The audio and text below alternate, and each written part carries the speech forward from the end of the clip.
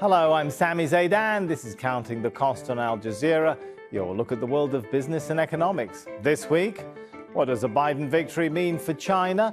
We'll tell you about a multi-billion-dollar Democrat plan to confront Beijing. But is it too little too late? Why? Because President Xi lays out his vision for a rival to Silicon Valley. Can Beijing develop its own semiconductor industry? Plus, doing business in Africa in the midst of a pandemic, from job cuts to rising debt, how are businesses coping? It's rare to see cross-party support for anything in Washington, but one thing is for certain. Republicans and Democrats believe China's President Xi Jinping is a threat to global stability. But how would the relationship change under a Biden presidency? China's neighbors hope there won't be what they regard as the ambivalence of the Obama administration. Biden has had a two-decade relationship with China. He hoped trade would transform the communist dictatorship. He pushed for China to join the World Trade Organization, which it did in 2001. Between then and 2013, it's estimated 3.2 million jobs have been lost in the US, though, as its trade deficit grew with China. That's been the crux of Trump's rhetoric against the Democrats, blaming them for China's unchecked economic rise, although the promise to bring back jobs has failed to materialize. While Trump struck up a personal relationship with Xi, that didn't stop him from lobbing Twitter bombs and tariffs at the country. Critics like his former advisor John Bolton, though, say Trump's approach is driven more by self-interest. He encouraged the building of re-education camps to imprison Uyghurs and told Xi to deal with Hong Kong protesters how he liked. But the administration believes they're in the midst of a new Cold War. In September, Democrat senators announced a $350 billion plan to confront China. The bill intends to strengthen the U.S. medical supply chain, support new technologies like 5G, and counter China's predatory economic behavior. Let's bring this all together with Ian Shepherdson now. Ian is the founder and chief economist of Pantheon Macroeconomics, an economic research firm located in Newcastle in the UK. Good to have you with us. So is Trump's view of China correct, the stealing jobs, American jobs narrative? Well, it's a very narrow view of the relationship that the US and China have had since China joined the WTO. Because it's certainly true that US manufacturing has taken a hit and Chinese manufacturers have gained huge inroads in the American market. There's no question about that. But of course, remember that American consumers have gained enormously from the trade relationship because they've had access to much cheaper consumer goods than would otherwise have been available. The problem is a classic problem in economics here, that the gainers have gained a small amount each. Through cheaper products, and the losers have lost a lot each because they've lost their jobs. So that means that you tend to hear about the people who've lost the most rather than those who've gained a little. But of course there are hundreds of millions of Americans who've gained relative to those who've lost their jobs. So the real failure of policy, I think, has not been the trade relationship of itself. It's been the way that politicians have dealt with it. They haven't provided sufficient support to people in manufacturing and to manufacturing companies who they must have known would be dislocated by the expansion of trade with China. And those people have been effectively left on their own, and they're angry and they're hurt and they have undoubtedly lost out. But so hang on, Ian, if I could jump in there, even when we talk about the other side. Even when we talk about jobs being lost and the manufacturing base in the US taking a hit, isn't it also true that it was in fact American elites who moved jobs to China where labor costs are cheaper? Right, so blaming China, even in terms of manufacturing jobs, isn't that a little bit of an oversimplification?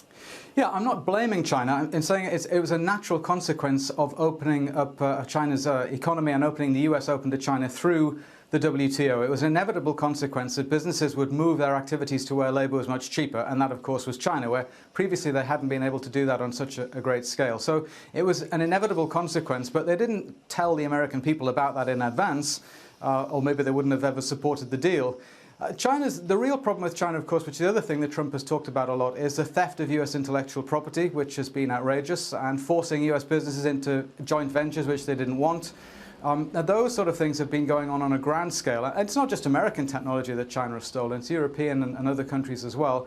And that, I think, it's been right of Trump to highlight that. It's one of the few things he's got right on economic policy, that it has to stop. So it's not simply just the loss of manufacturing jobs, it's other things that China has done as well, have all sort of generated this anti-China sentiment in the US. Right, I didn't mean that you were blaming China, but Trump is, obviously. Do you think the $350 billion Democrat plan will do anything to counter China's lead in 5G and artificial intelligence, or even drug supply chains? Well, at the margin, maybe. I mean, of course, pre-election platforms from presidential candidates aren't necessarily what becomes enacted after the election, because we have to get through the whole political legislative process, and it's all very well for presidents to say they're going to wave magic wands and do great things, but obviously reality can intrude in the form of Congress.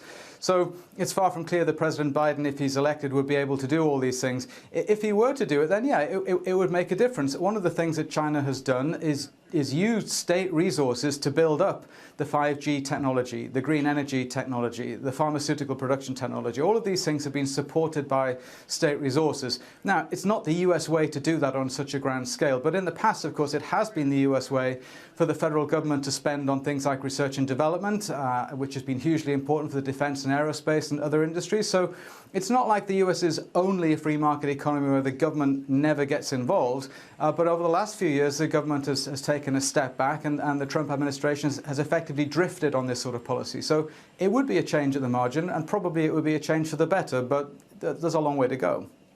So given what you said about the sort of reality check to magic wands, what do you think realistically one can expect from a Biden presidency?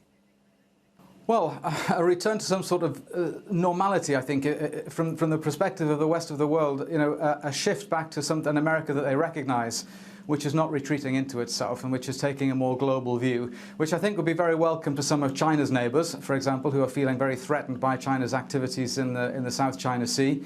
And in terms of economic policy, we'll see, I think, a more aggressive approach to dealing with the coronavirus. And we'll see a reversal of some of Trump's tax cuts as well. And we'll probably see a reset, or an attempt to reset, the trading relationship with China, which probably will involve some sort of pause in the tariffs, or maybe even a reversal of the tariffs, and an attempt to negotiate from a position of clarity and understanding, so that both sides know what the other side actually is trying to do. So Biden has a lot of work to do on a lot of fronts, that's for sure, but I do think in terms of the relationship with China, there will be an economic reset, but maybe not a geopolitical reset, because the world has changed over the last few years, and China has become a lot more adventurous and aggressive, both externally and internally, and the US, I think, has to recognize that. And that segues nicely into my next question. When you look at where China stands today vis-a-vis what's happening in Taiwan, the South China Sea, its technological lead, is it too late for the West to challenge and try and contain China? Well, it depends how you define containment. Nobody wants a shooting war, especially the Chinese would be my guess. But they've been given an inch and they've taken a yard, because the US has stepped back from its global leadership role. It hasn't pushed back hard against China's actions in Hong Kong or the way they've been treating the Uyghur people internally. It hasn't supported Taiwan as aggressively as it would have done under previous administrations, and it's done really nothing to check China's military adventures in the South China Sea, which has unnerved their neighbors.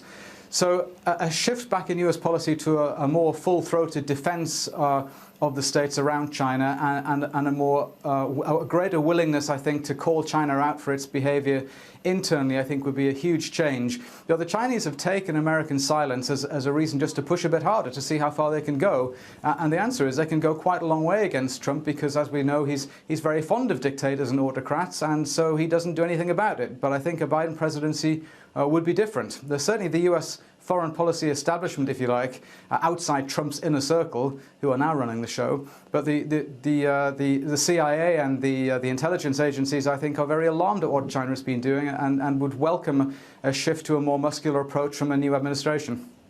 Let's see what happens in November then. Thanks so much, Ian Shepherdson.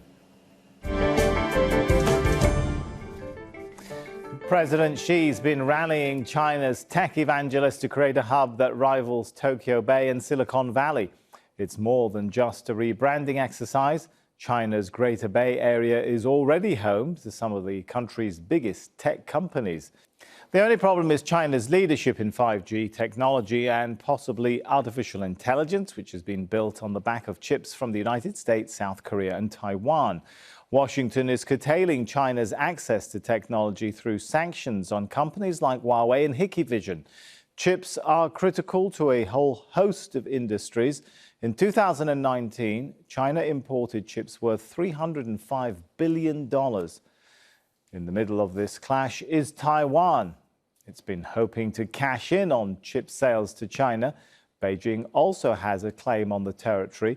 Taiwan's TSMC is one of the biggest chip manufacturers to Huawei and Apple. Well, it's already said it won't sell chips to China. Xi's push for technology independence will see China build 70% of the chips it uses by 2025. That's up from 40% this year. Still, China's chip industry has a lot of ground to make up and could be at least 10 years behind Western technology. Let's bring in our regular tech guru from New York. Daniel Ives is the managing director of equity research with Wedbush Securities. Joins us via Skype. Good to have you with us. So, there's a concern that whenever China chooses a corporate champion, it's difficult to see where the state begins and ends, right? Look, I think it's a slippery slope because right now it's essentially a cold tech war between U.S. and China, 5G front and center. And I think this is going to be a big dynamic that plays out over the next year, which is going to have implications globally. And I think right now it's a big focus for investors.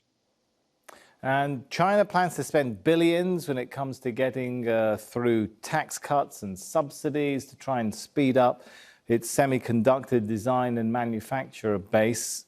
How far is China when it comes to that sector? How far behind, I should say?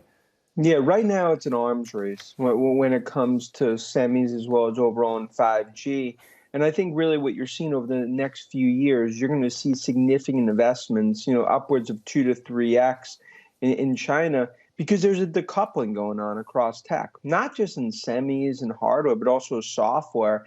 And I think this is something that we're going to see play out. And there's going to be clear winners and losers. But right now, I mean, there's sort of full steam ahead. And that's something that's a shot across the bow, especially to traditional tech companies in the U.S. All right, situation's a bit different. We talk about 5G and artificial intelligence. How far behind is the U.S.? I'd say today we'll call it 18 months, and I think that would may be conservative in terms of 5G. You look where 5G is in terms of China, well ahead, and I think it speaks to really what you've seen with Huawei and even the Broadcom-Qualcomm potential merger from 2 years ago that got put on ice. I think this is something when it comes to 5G, in my opinion, covering tech 20 plus years, most transformational technology that I've ever seen. Right now, China clearly leads that race, but you're going to see the U.S. try to narrow the gap. That's going to be the issue over the coming, call it 6 to 12 months, as this race for 5G heats up. Will we see perhaps in the U.S. that the state will need to step in more? I think when it comes to 5G in the U.S., we're going to have to see significant investment. You're seeing it from a carrier perspective with Verizon, AT&T. Obviously, Apple just launched an iPhone 12 in terms of 5G, but this is something that's going to really take the course of 2021 to fully ramp. And time's not on the side, which I think you're going to see more and more consolidation in the U.S. around 5G. And you're going to definitely have to see some more government infrastructure around 5G, especially with what China's doing on the superhighway. So then if you look at the bottom line, then we've got quite a lot of state involvement when it comes to the Chinese side. Perhaps we're going to see increasing state involvement on the US side when it comes to other sectors like 5G and AI. Is the free market system failing then? Look, I think that's an interesting question. I think when you think about 5G, especially with what China's done, right now it's such an arms race that you're starting to see more and more involvement from a government side. Of course, you've seen it in China. I think over the course of the next 2 to 3 years, you'll start to see clear on the private side winners and losers. But for right now, to really get that jump start, you need to see more government infrastructure, because this really comes down to the next, call it 2 to 3 years. You're going to have that window that opens up And that's really the opportunity, not just in the US and China, but across Europe, Middle East, and other sort of pockets of geographic strength as we see 5G take off. And for countries like Taiwan, they're caught in the middle of all of this, right? They're going to have to give up some of their biggest customers, at least when it comes to their chip maker, TSMC. Yeah, they're caught in the crossfire. It's an old Western standoff, and I think that's where you're seeing Huawei and others caught between U.S. and China. It's a gut punch, especially what you're seeing happen in the U.S. for them. But I think it just speaks to, in this cold tech war between U.S. and China, Huawei and many components within Taiwan are caught in the middle. I think it speaks to the overall supply chain in terms of where Taiwan fits. And I think that's going to be a big question mark going into the next year. I've got to ask you about Google. So what do you think of the government's case against it? I think it's a first shot across the bow as you're going up on the DOJ to Google. I think you're going to see this beltway versus big tech battle continue to manifest. I think a lot of it depends on if you see a blue wave from an election perspective that could give more, call it antitrust momentum. I think right now it's all about law changes and legislation, but no doubt, I think this is right. It's viewed as a contained risk, but I think it's the first step in what's going to be a multi-year battle against big tech with Google front and center. It's going to be interesting, that's for sure. Thanks so much for your analysis and perspective on this. Now, African countries have reported more than 1 million coronavirus cases and some 23,000 deaths. The health crisis is forcing countries to choose between servicing their debts or spending on health services. That's according to the IMF. While African nations have stepped up funding, they need more help from rich nations and private lenders. IMF Managing Director Kristalina Georgieva says African states still need $1.2 trillion in financing through 2023. But there's a shortfall of $345 billion.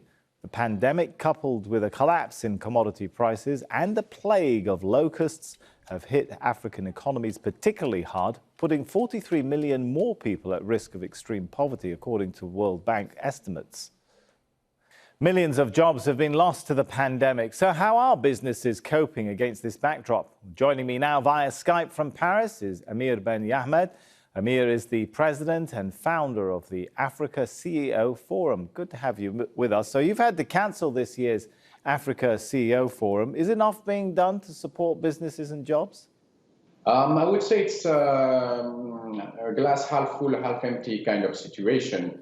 But it clearly showed that there is a long journey for our governments to build stronger economies, more resilient, more coordinated. If you look at what has been done on a global scale by world economies, there was about 10 trillion invested in financial support.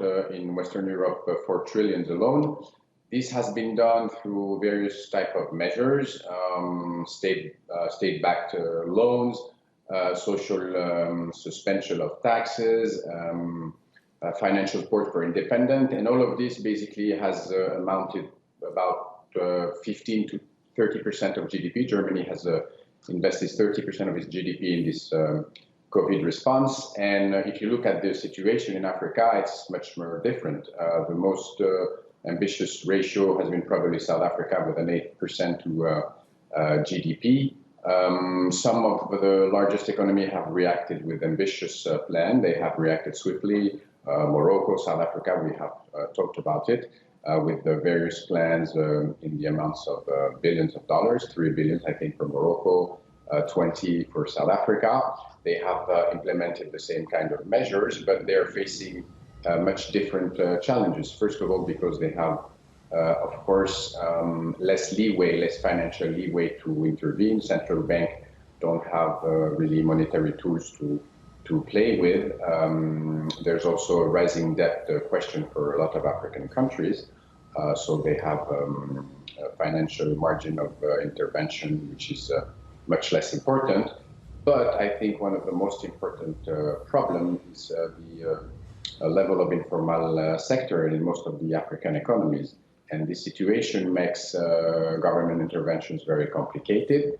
And it has, unfortunately, a very direct impact on the state of these actors of the economies and the social being of millions of people in business. Right. The government interventions, as you rightly stated there, are very complicated. When you look at organizations like the IMF, they're calling now on the private sector to step in and try and help with the funding shortfall. But is that an easy proposition to make to the private sector when you look at countries like Zambia, which are facing the possibility of a default on their debt?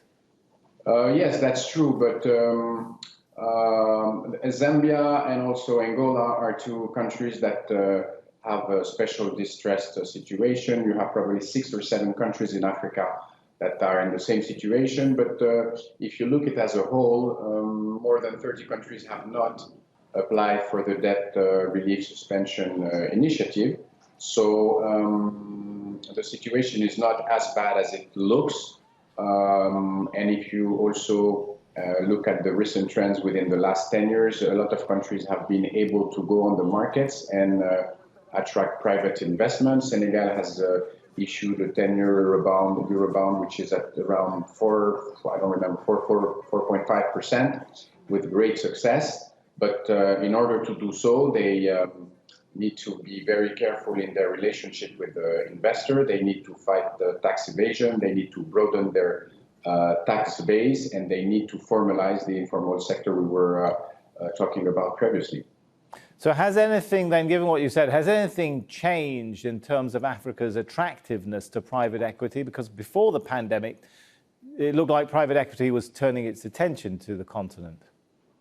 Oh, that's true. Yes, definitely. Again, half full, half empty situation. If you look at the figures of Q1 this year, basically you have the same volume of transaction, around 80.